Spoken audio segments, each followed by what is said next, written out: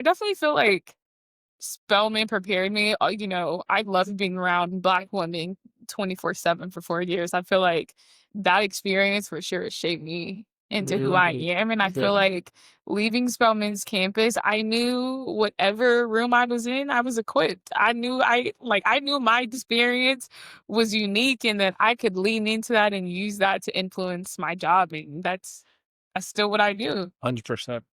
That's great. Um, I would say like going into corporate for me, it was a bit of an adjustment. And I think part of it was because like I was the first person in my family to go like into corporate America. So I wasn't like aware of like the politics and whatnot. But I will say though, like going to Howard, I was able to kind of get like a handful of opportunities like through the NFL and like with various internships and those experiences and like mentors that I was able to like get at Howard kind of helped me like get my foot in the door at the very least. But I also feel like Howard kind of gives me the confidence to like know that I can like push through anything and like figure out like this like just because this isn't like a roadblock or a barrier, it doesn't mean like things are like halted. It could just like figure out how to work with it. So I don't know, it was a bit of adjustment, but I feel like over time I was able to, feel really confident in any room that I stepped in.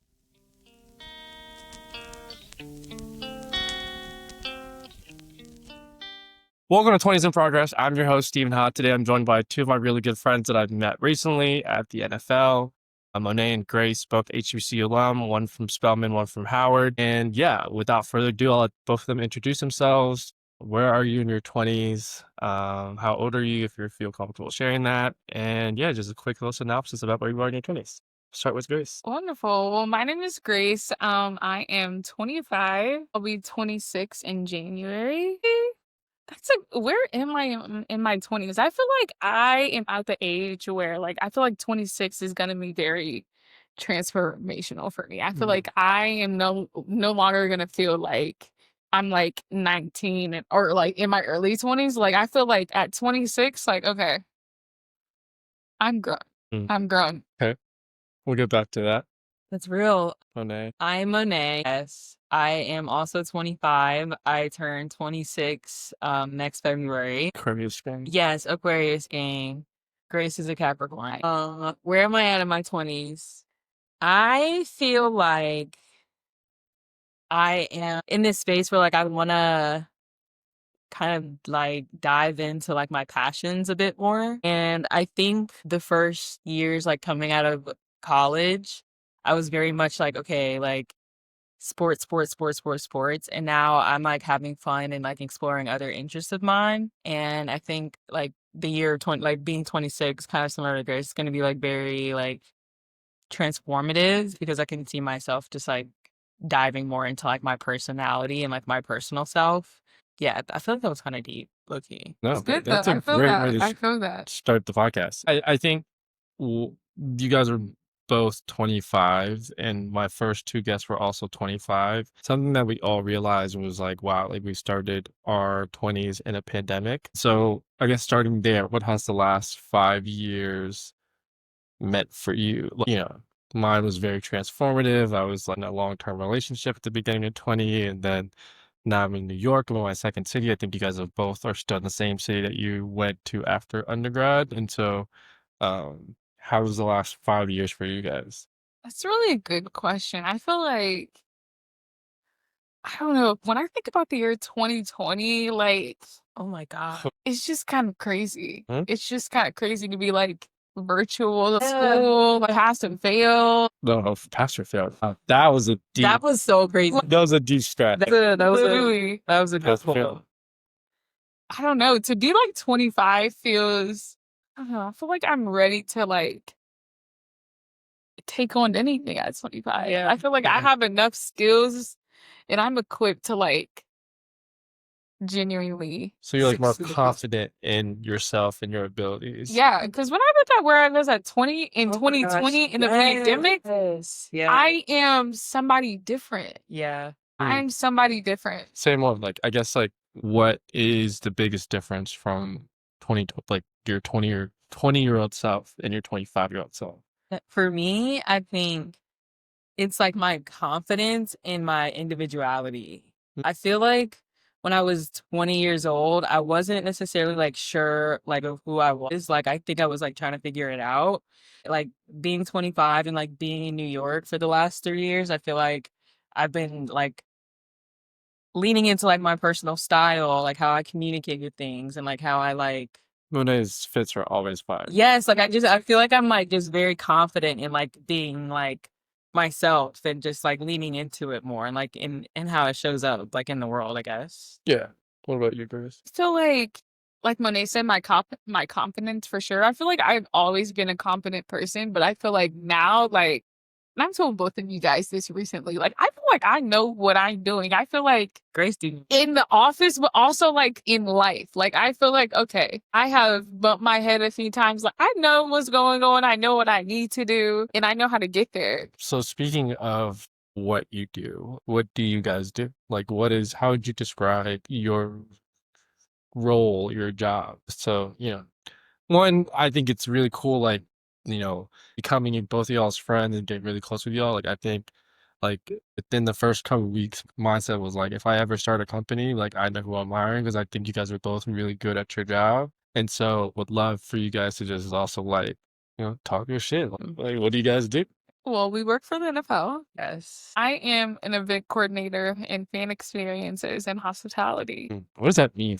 Yes, that's like loaded. Yeah, like, what does that mean? What, So for the folks that don't know. fan experiences and hospitality. I feel like when I think about what I do, like the answer is everything. Like the answer is everything. Like of course, you guys know what I do, but like for our major events was the Super Bowl, Pro Bowl, Combine Draft, and some of the international games. I basically produce our fan experience plus more. I make sure the culture of each of the markets that we're in is seen through our events and programming. I usually am involved in anything HBCU. I am usually involved in anything social and influencer.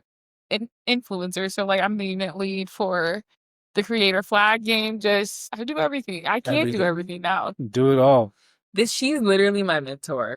She is my mentor. She's my mentor. She's my mentor. No, you Yeah. are Sorry. we're each other's mentors. Speak of the other stuff. Like, what do you do? Okay, NFL Events has two verticals. Grace is on the operations side. I am on the event strategy side. And specifically what my team does is create, let me try to like make this like not so. We essentially help determine where NFL domestic temple events are going to be hosted. So whenever you see like a new event like Pro Bowl, Super Bowl, Draft, Combine, my team is responsible for just like making that happen and like managing relationships with host cities. And we also have to work really closely with Grace's team and like other operations leads because we kind of have to know like what they need going into cities so that we can like push the host cities to like fulfill those obligations and needs. So that is high level what I do. No, I think that's fine. I think that's like one of the reasons why, one, I said like when I first met you guys, I was like, if I ever start my own company, like I would hire both of you guys. But I think is because like you guys are really good at what you do. But I think the second thing that I like thought was really cool was like behind some of like the biggest events and operations that happen in the US, like I think out of the last 50 most casted shows were all NFL. It's two black women. You guys were literally driving, you know, these major events forward and like really having that major role. And I think it's really fire that you guys are doing it well. And I think the even cooler part is that both you guys are HBCU alums. And I think part of this podcast for me was like I just missed being in Blackbird, just like having a conversation, talking about life, but also speaking life into each other. So I think I can speak to a lot about like what the HBC meant for me, but being Asian, it was a little different, obviously. So what did being from an HBCU mean for you guys, and how does it kind of like impact your day to day? Like, do you feel more pressure? Do you feel like, to Grace, your point of like HBCU events, at making sure that HBCUs have a voice at these events, how does being from HBCU impact your day to day? And just like, what does it mean to be an HBCU alum? I don't know. Good question. Yeah, I feel like we would agree that It means everything to work on HBCU program, and we both came from an HBCU program. Like, I feel like the reason I work for the NFL today is because I was in that program. I was in college. So I feel like it means everything. Definitely think like there's an unspoken pressure. Like, of course, I'm not thinking about this on a daily, but I think in the grand scheme of things, like how I perform and how Monet performs and how you perform, influences the next people who can get their foot in the door. For sure. I know we say that, we talk about that all the time. It's like one of the biggest lessons that our HBCUs taught us is that every room that you step in, it's not just you, but it's the people that come after you and the people that have been there before you. And so it's like you hold, especially like from Spelman and Howard, like we hold ourselves in a different way because it's not just about you. And, and so I think to your point, like it means everything. It's like how you carry yourself. It's how hard you work, but it's also like making sure you pour into the next class. I think something that's really dope about both of you guys, and I'm watching you guys like as your friend, but also your colleague, is like how both of you continuously pour into like, people. Like I think like all the RPs know who Monet is. Like it's really fire just that like you make an intentional effort. We know about little brother, if he's listening to this, who's also an HBC alum, but it just means a lot more for us to like really be intentional. Like how hard it was for us when we were like the first kind of HBCU alums in our spaces, but it's also now like, what are we doing to make sure we pave the path for the people that are coming after us? And so, yeah, I think that's a great answer. What about you, Monet? Like, what does it mean for you, especially being a fellow Phi-Sig? Yes, that's a great question. I think coming from an HBCU, specifically Howard, I was able to see how many different ways like people were like thinking in terms of like just like everything, whether it was like school or like just like how versatile and creative and just like amazing like Black people are as a whole. Like seeing that at Howard was really inspiring, and I think it kind of helped me feel like confident to go into like the working world and like present my ideas and like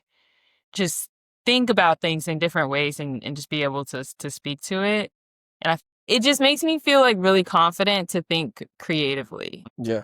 Also, like Grace and I are been the Black ERG co-chairs, and it also like I feel like coming from an HBCU community is really important. So being able to like have relationships with majority of like the Black employees at the league has been really fruitful, and just like creating community within like our people, I'd say. Fire programming. Like I think you guys do a really good job at that too. Like I think it's like everyone knows who you guys are, but it was like very, just making sure like even when the new Black people start, it's like, hey, Yeah. come join a meeting. Like, they also invited me as an HBC alum. I'm an ally. He's an ally. He's the ally co-chair. Yeah.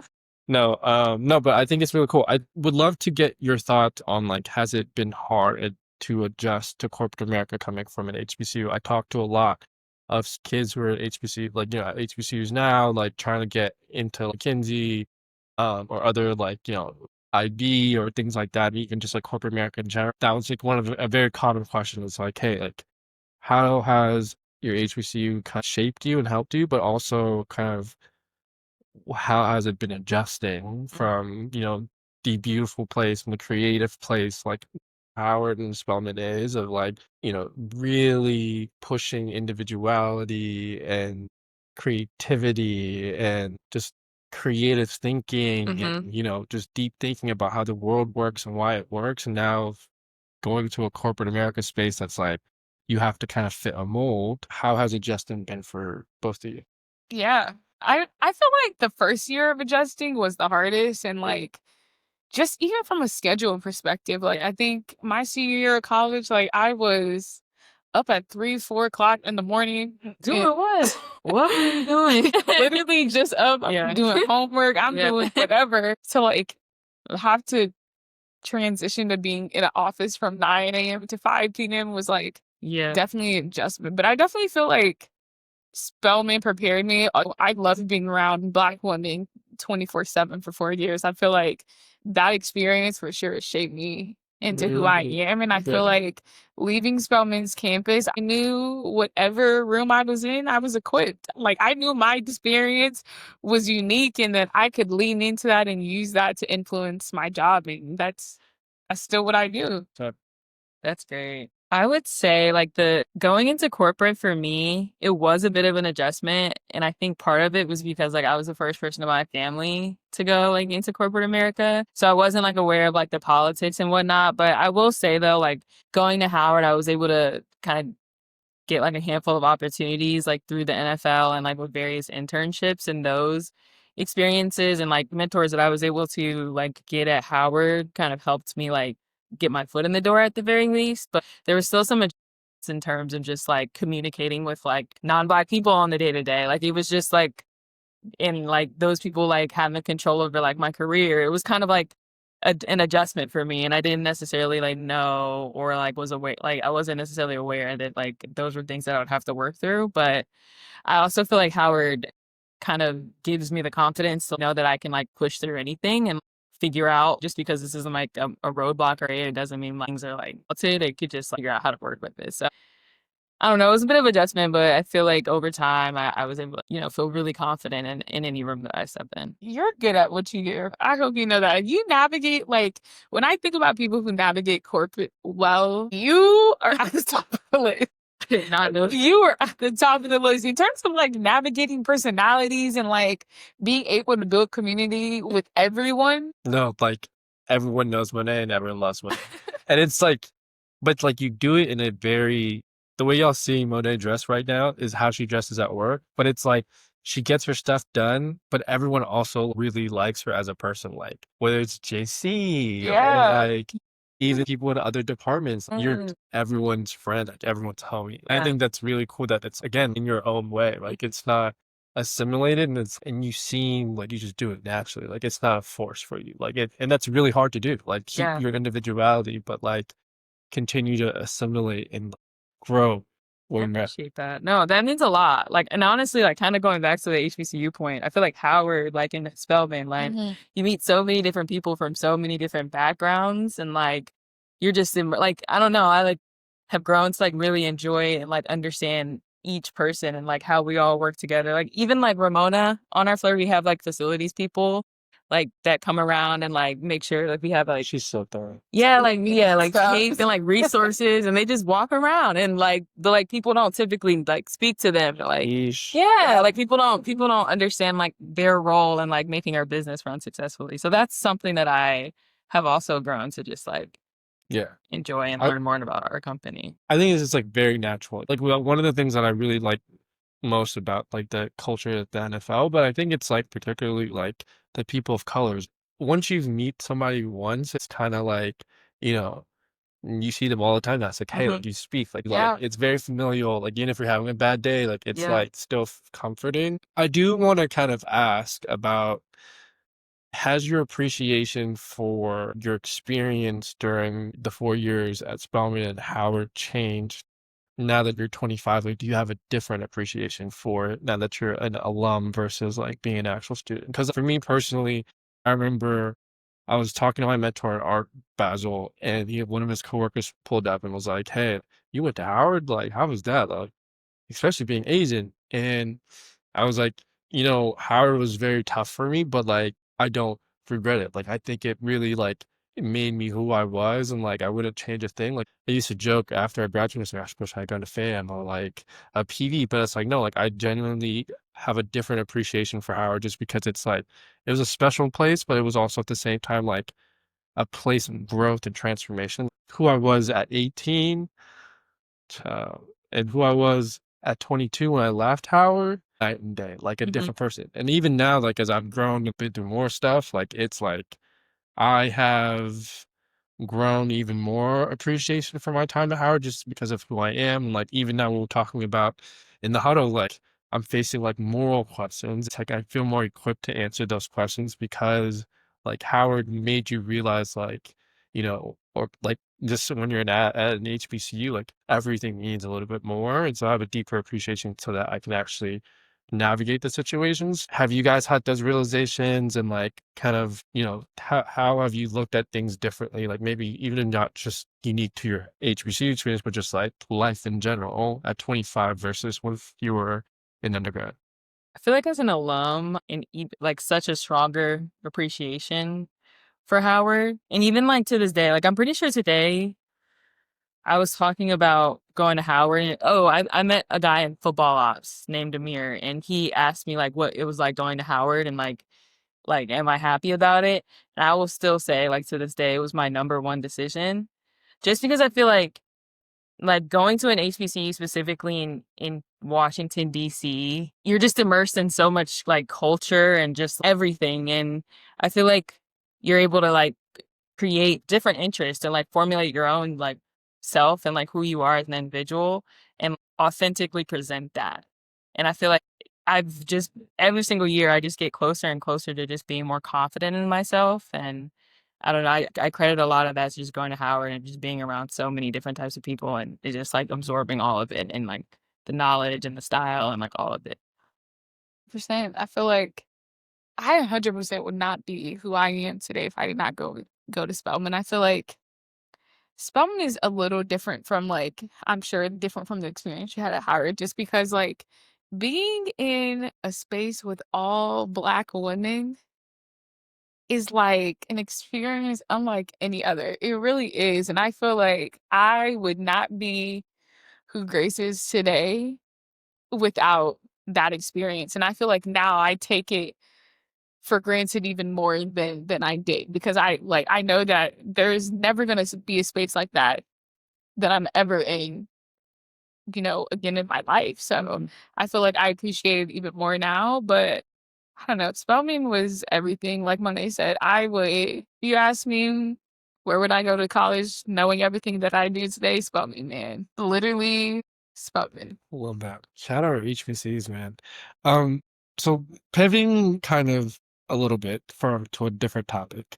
You guys have both been in New York since graduating from Spelman and Howard and leaving DC and Atlanta. What does New York mean to you? Because I know both you guys have different perspectives on it. Like New York has meant a lot for me, and I think we both, like each one of us, like me, and Monet, see New York very similarly. We see New York in a very similar but different way. And so kind of talk about being in New York in your 20s. So take me back. You're 22. Y'all just left. Y'all got a job at the NFL. It's lit. And you just are in New York for the first time. And Grace, you're from Kansas City. I So am from Kansas City. like she's from Kansas City, Kansas.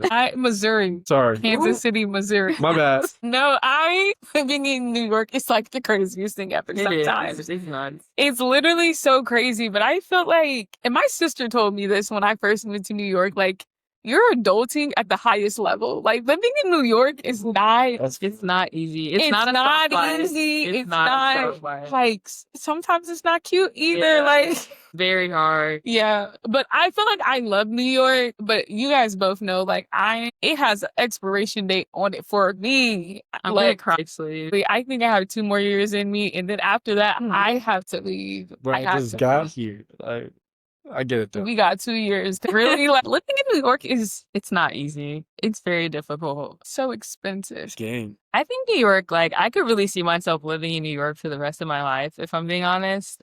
I just love how like everything is at your fingertips. Anything from like any type of store, any type of food, any type of experience. Like, it's all right here. And I don't know, I just feel super inspired when I'm in New York. And even like if I'm running into like an issue with like work or like personal, just I feel like New York teaches you like you can always find a solution. There's always a solution. You might have to like claw your way to the solution, but there's always a solution. Yeah. So Like if you're in your 20s, you have to live in New York once. Like, would you say it's real? Like it's a real Yes. thing? you grow so much. Yes. You grow so much. Yeah. No, I It's agree. like If you can live here too, if you can live here, you can live You look anywhere. anywhere, like internationally too. Yeah. You live in New York, you can literally yeah. you can do anything. That's why I think about it. Like But you that know- public transportation, I can get anywhere. Like But you literally have to you have to make it work though. And I think that's one of the biggest lessons I've learned in New York is like anything is doable, but like you have to like make an effort to try to like make it work. You know what I'm saying? Like Yeah. I can't ride the subways all the time without headphones. Like I have to have like music or something because it's overstimulating. But like Yeah.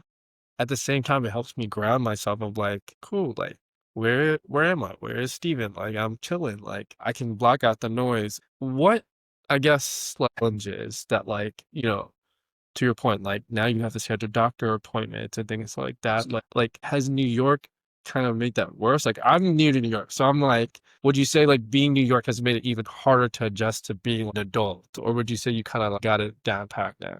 I think a bad day in New York is not the same as a bad day in like Miami. Like I don't think that because it's such a hard, how people say soft life. Like it's just not that at all. I don't know. Like say like you are having a bad day at work and then you gotta cook, but then you gotta go to the grocery store and then you gotta like get off the train and like get back on the train. Then the train's delayed. Like, it's just like, and then it starts raining. It's like really difficult sometimes. It really is, but I feel like that's what makes like people who live in New York in their 20s are like different, Bro. Like, built different.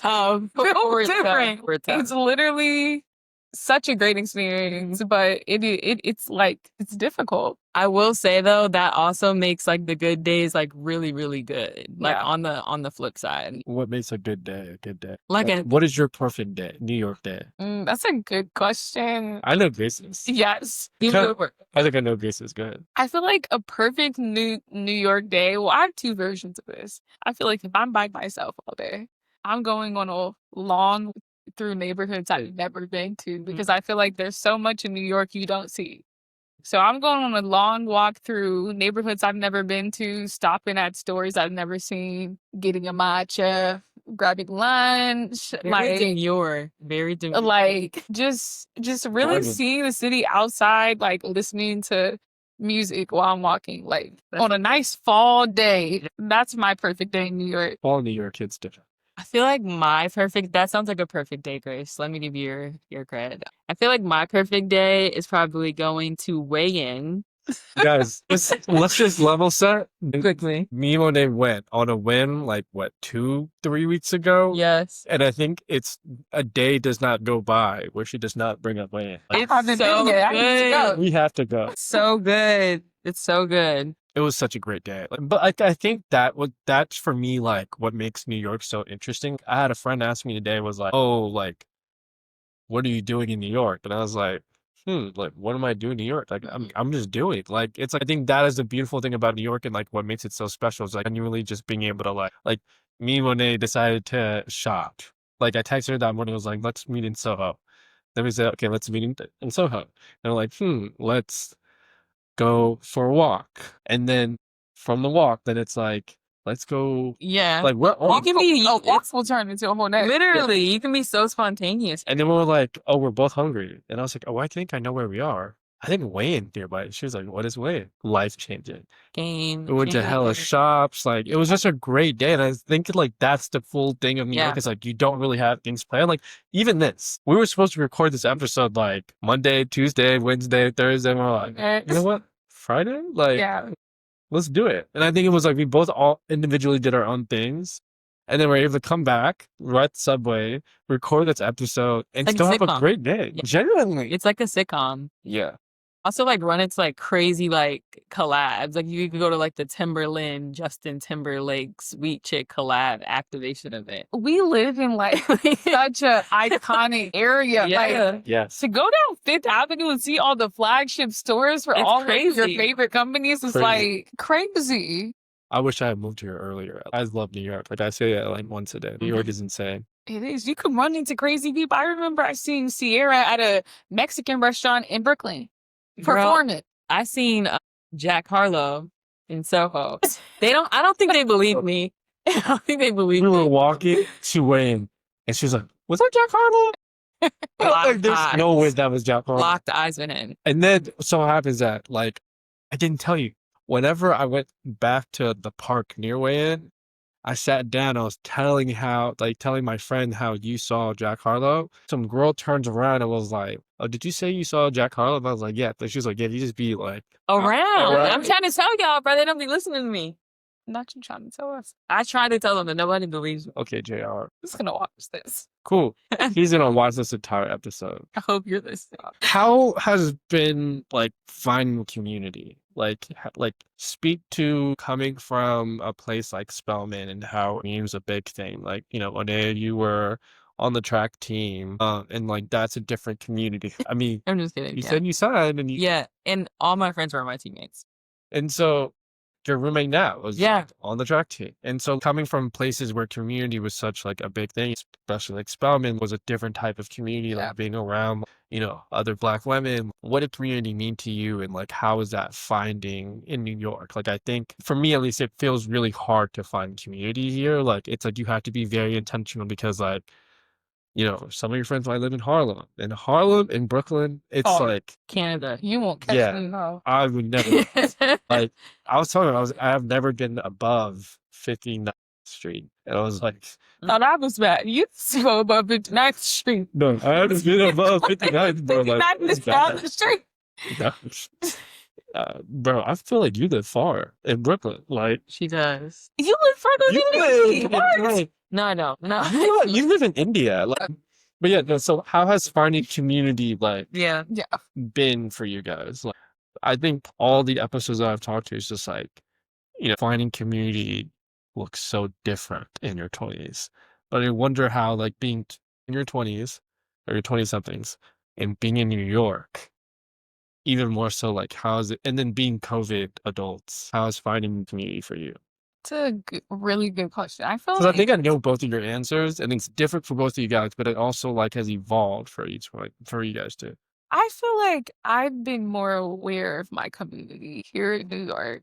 And I feel like what I mean by that is like, and I think you guys will probably agree with this, coming from an HBCU, like if you so choose to hang out with your your college group, you can. That's an option. But like that might not necessarily be the community that you're looking for, but it's there.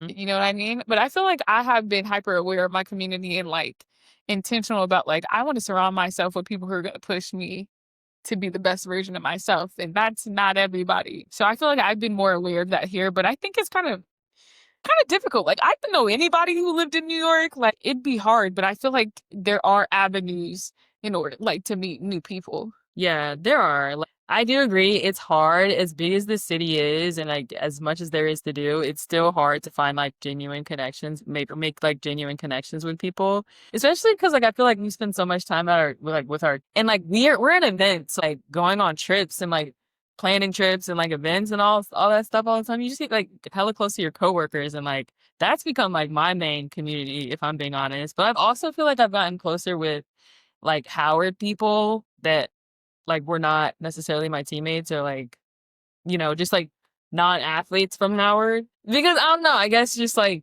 we're all out here. It's like, why not? Like we had like very similar like experiences during like our formative years. So I don't know, I've been able to like foster relationships with those. I didn't. That's what I was like. Was really appreciative about our friendship was like me and when they decided to just hang out after work one day. Like we decided to like hang out, like and just like stand outside and talk. And it was like just talk. Like we were like right back at Howard, just like having a conversation. I think it was really cool because it was like we're in New York. There's so much going on, but at the same time, it was like a pause. It was like a pause of just like we're standing here having this conversation, and just like being like it was a different bond almost. But I agree with you. Like it's like finding what makes community. Like, is it a Howard connection? Is it work? Because I think like that's how things evolve. Like it's like, yeah, like you guys the Castillos, you guys say you guys are sisters, but I think that came from working together. Like you guys knew each other probably through HBCU programs and things like that, but not like as close as you guys are. Unless, I guess, take me through the evolution of Monet and Grace. Like you guys are like peas in a pod. I honestly don't even know how we met. I don't keep trying to think about like when did we become friends. I don't really remember. Me either, because we didn't know each other before we started working with each other. But like we weren't instantly close. Like I knew you, I knew who you used to hang out with and stuff. And I don't even know what. One day she It's so just started. I don't even know She just that. started. Oh, excuse me. One day she just started. I gotta say. Like I started in events in We were cool before then. You were cool before. Maybe Y'all started at the same time. We did start at the same time. Yeah. Okay, A y'all month started at the same before time, then. but you were in the RP program and you were full time. I was always in the men's. But like, I guess you knew her because she was a Black woman. But and then your second rotation was in events. She played my last my second rotation, my last rotation was events. Okay, but So at like, that point, you guys were pretty cool. but like I remember Grace invited me to her birthday festivities. I feel like we were cool by then, though. Yeah. We were working together then, because that was last year. No, but the then year I've known before her that, that plays by pianos. Yeah, Yeah. regardless. Yeah. Regardless. It's Yeah. so interesting because like I know you guys now, and it's like I don't know Monet without Grace, and I don't know Grace without Monet, but it's interesting. But I think it's genuine though. I think to your point, Grace is like being intentional and being more cognizant of your community. Like you don't really put arbitrary, oh, I can't be as close with you because like I've only known you for so long. Like I think today when I was like walking on the flight, it was just I took a little walk and I was like, or I think I was walking down here. I was like, I've only known Grace for like 2, 3 months. Literally. But I'm like, you guys are like real friends. Like we talk after outside of work. Like, I think we also just have a different bond and we see the world the same. And so it's like as long as you find the right traits and the right people, and like that's what makes community instead of, oh, I've known you for so long. Like Yeah. just find your people. I agree. It's interesting though. Yeah. I was just like, Yeah. you guys are like Which I like, I don't know. I don't know when that happened. I mean, there's some things I'll see Monet every day.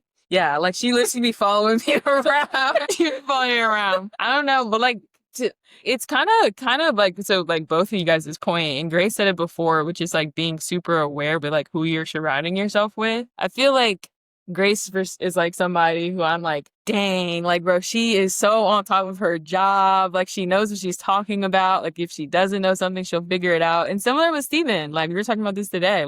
He can solve like literally any problem. And I think like just being around them is so inspiring, and like seeing them like think through like complex problems and just like see them also like find solutions. It's very inspiring. So I don't know. I feel like seeing that, I saw that in both of them, and that like kind of just, I don't know, I cling to them. Literally same. Yeah. same. Literally same. Monet is like, I'm sure you'll agree, like unapologetically herself.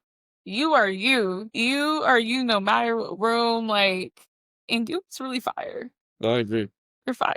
I think to your point, Grace, it's like be around people that encourage you to be better. Like, I think it's like, and I think it's really cool now that like we're all like, I think I've now got a chance to work with both of you guys. It's like, I feel like even the way we like ping pong off of each other and we like really grow the like, you know, idea and like get things done. And like, but it's fun. Like, it's like we're doing real cool things, but it's also like fun things. The last 2 questions that I have for you guys. Number 1. What if you could go back and talk to your 20-year-old self? What would you tell her? Have fun. Enjoy the moment. I feel like somebody asked me, would I go back to college? Yeah. Yeah. I would. Yeah. I would. Yeah. And I would just do everything. Like, I would not be so conscious about what people think. And Yeah, I agree. Like, I would say, like, girl, enjoy it. Like, for real. I feel like college, like, is its like own world. And I feel like it's the last few years before like things get really real. So I wish like I just like have more fun, like Grace said. Like, just do it. Like, don't stress. The nutshell. Okay. And then the last and final question I'd love to ask my guests are like, what is your 20s tip? If you can leave a 20s tip, what is your 20s tip? be curious. It's a good one. Like, be curious, like with your actions, like with work, like with hobbies, like be curious. Like, oh, what if I just did this? Or like, what if I were this? Or like, just like constantly be curious. That's a good one. I would say be comfortable being uncomfortable. That's a really good one. That's what I would say. Say more. Like, what do you mean? Like, I feel like in uncomfortableness is growth. And I feel like sometimes it takes you to take just that first step to like do something you've never done, or just like try something, or like, I don't know, be around people you've never been around, and just like get uncomfortable and like figure out who you are. yeah.